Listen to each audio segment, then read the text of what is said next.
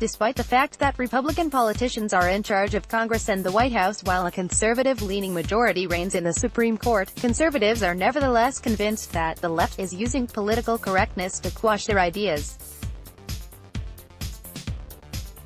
This pattern of thought is nowhere more evident than in the writings of National Review writer David French, who Friday published a story defending a recent article, written by the New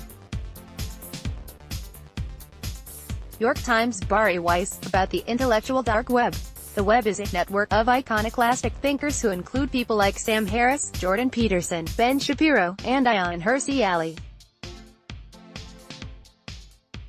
Despite these individuals' relative success, the idea of the intellectual dark web is that they are somehow kept down by oppressive political correctness and excluded from legacy media outlets. French argues, however, that the path to prominence for many of these now popular people has sometimes been painful. As evidence for this, he cites the bizarre example of Shapiro leaving Breitbart after receiving anti-Semitic attacks. This is, of course, condemnable, as no one should face racist hate speech.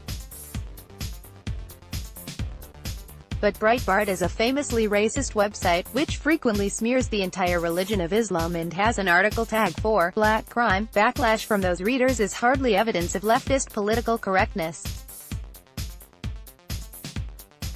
Shapiro, as it happens, has a documented history of racist comments. On the topic of Peterson, he says his struggle has been battling for free speech in Canada, whatever that means.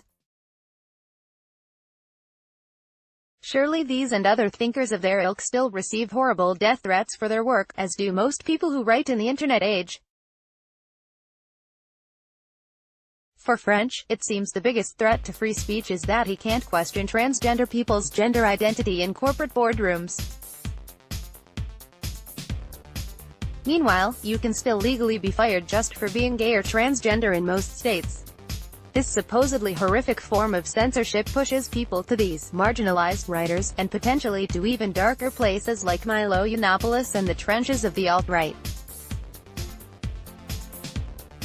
The narrative of the oppressed conservative thinker, which often just means people who are made they get called out for being racist or bigoted, is certainly not going away. The intellectual dark web is just another manifestation of it.